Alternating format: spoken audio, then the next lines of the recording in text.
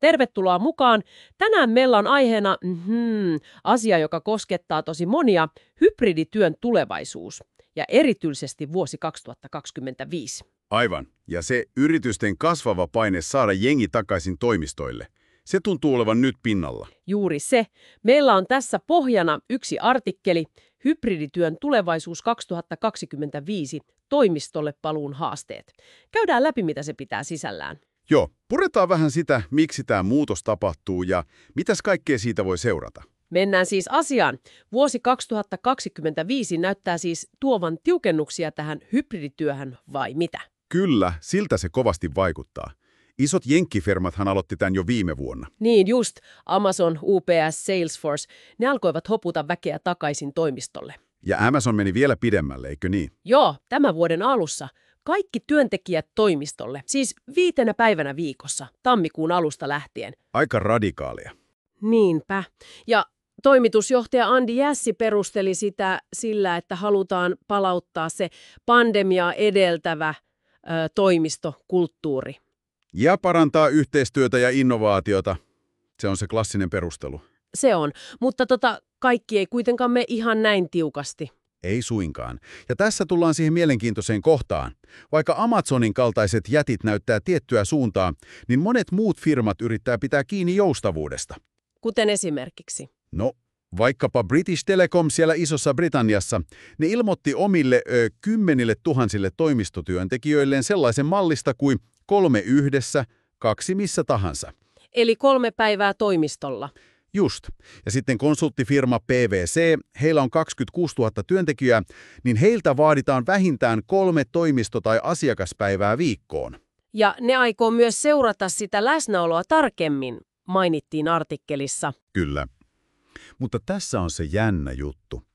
PwC:n henkilöstöjohtaja Yolanda Sales-Caulfield, hän kyllä myöntää, että kasvokkain työskentely on hyväksi yhteistyölle ja luovuudelle.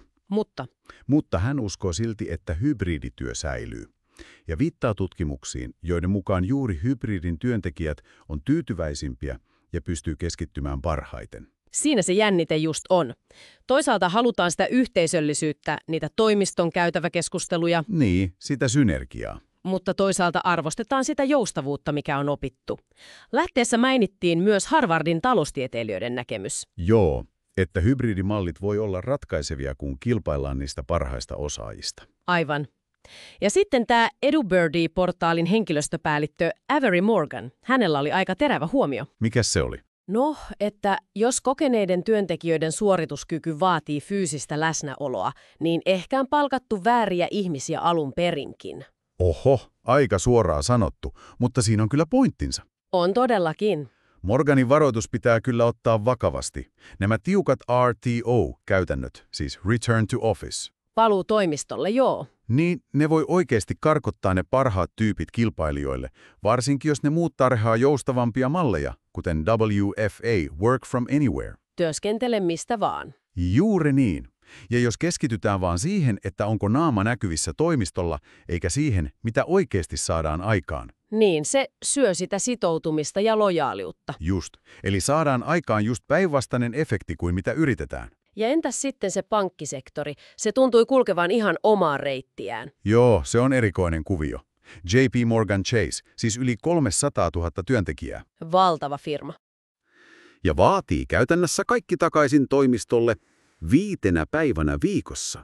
Eli heittää hyvästi hybridille. Näyttää siltä. Se todella korostaa sitä, miten eri toimialat ja yritykset suhtautuu tähän kysymykseen aivan eri tavoin. Ei ole yhtä oikeaa vastausta. Eli yhteenvetona, vuosi 2025 näyttää olevan aika kaksijakoinen tässä suhteessa. Yritykset painottaa yhteistyötä ja kulttuuria siellä toimistoilla. Kyllä, sitä fyysistä läsnäoloa. Mutta samaan aikaan on riskinä, että menetetään ne parhaat tekijät ja luottamus heikkenee, jos joustosta tinkitään liikaa. Juuri näin. Se on se tasapainoilu. Mitä tämä kaikki sitten merkitsee sinulle, joka kuuntelet tätä, ja sinun työpaikallesi? No, tämä nostaa kyllä tärkeän kysymyksen pohdittavaksi. Jos yritykset kuten Avery Morgan varoitti, pelkää menettävänsä osaajia tiukalla linjalla, niin millä tavoin ne voisivat aidosti mitata ja edistää sitä tuottavuutta ja yhteistyötä tavalla, joka kunnioittaa myös sitä työntekijän autonomiaa. Riippumatta siitä, työskenteleekö se henkilö toimistolta vai jostain muualta. Juuri niin. Miten se tasapaino oikeasti löytyy? Siinäpä miettimistä itse kullekin.